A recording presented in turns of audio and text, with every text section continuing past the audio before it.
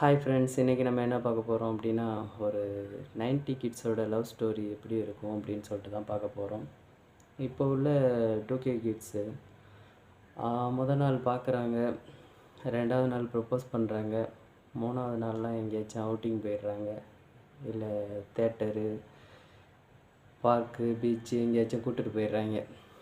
ஆனால் அப்போ உள்ள காலகட்டத்திலலாம் ஒரு பொண்ணுக்கு நாங்கள் லவ் பண்ணுறோம் அப்படின்னு சொல்லிட்டு தெரியப்படுத்துறதுக்கே பார்த்தீங்கன்னா குறைஞ்சது ஒரு 1 இயருக்கு மேலே ஆகிடும்.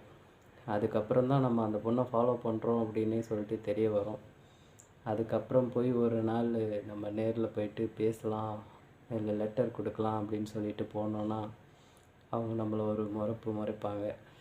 அதுக்கப்புறம் எங்கடா நம்ம கொடுத்து ஏதாச்சும் ஆகிட போகுது அப்படின்னு சொல்லிட்டு பயந்துக்கிட்டு அப்படியே திரும்பவும் அப்படியே டிஸ்டன்ஸில் இருந்து அப்படியே பார்த்துக்கிட்டே, அதுக்கப்புறம் ஒரு ஸ்டேஜில் அவங்க சிரிக்கிற மாதிரி நமக்கு தெரிய வரும்போது நம்ம போயிட்டு அந்த லெட்டரை கொடுக்கலாம் அப்படின்னு சொல்லிட்டு போனோன்னா, அன்னைக்கு பார்த்தீங்கன்னா அந்த ஸ்கூலோட கடைசி நாளாக இருக்கும். ஒரு வழியாக அன்னைக்கு போயிட்டு இன்றைக்கி விட்டோன்னா சொல்லவே முடியாதுடா அப்படின்னு சொல்லிட்டு அடுத்த நாள் பார்த்தீங்கன்னா அவங்க வேறு எந்த ஸ்கூலுக்காச்சும் போயிடுவாங்க, இல்லை காலேஜுக்கு போயிடுவாங்க, இல்லை வீட்டில் மாப்பிள்ளை பார்த்து கல்யாணமே பண்ணி வச்சுருவாங்க. நம்ம ஒரு காலேஜில் போயிட்டு அந்த பொண்ணையை நினச்சிட்டு கொஞ்ச நாள் ஃபீல் பண்ணிவிட்டு அப்படியே படிச்சுட்டு அப்படியே ஒரு போக்கில் அந்த லவ்வே முடிஞ்சு போயிடும். இதுதான் ஒரு 90 கிட்ஸோட லவ்வாக இருந்துச்சு. அதனால தான் இன்னைய வரைக்கும் அந்த பசங்களுக்கு கல்யாணம் ஆகுறது கொஞ்சம் கேள்விக்குறியாகவே இருக்குது. ஆனால் இப்போ உள்ள நம்ம 2K கிட்ஸ் பார்த்தாங்கன்னா அதிலேருந்து ரொம்ப டிஃப்ரெண்ட்.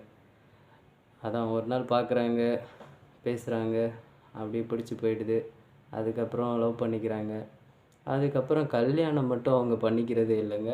அதில் ரொம்ப ஸ்ட்ராங்காக இருக்கிறாங்க. ஆனால் 90 கிட்ஸோட லவ்வில் அவங்க லவ் பண்ணிட்டாங்க அப்படின்னாவே மோஸ்ட்டாக ஒரு 99.9% அந்த பொண்ணை எப்படியாச்சும் கல்யாணம் பண்ணணும் அப்படின்னு சொல்லிட்டு அதுக்காக என்னென்ன பண்ணணுமோ எல்லாத்தையும் பண்ணி காலில் விழுந்து கதறியாச்சும் கல்யாணம் பண்ணுறதுக்கு ஒரு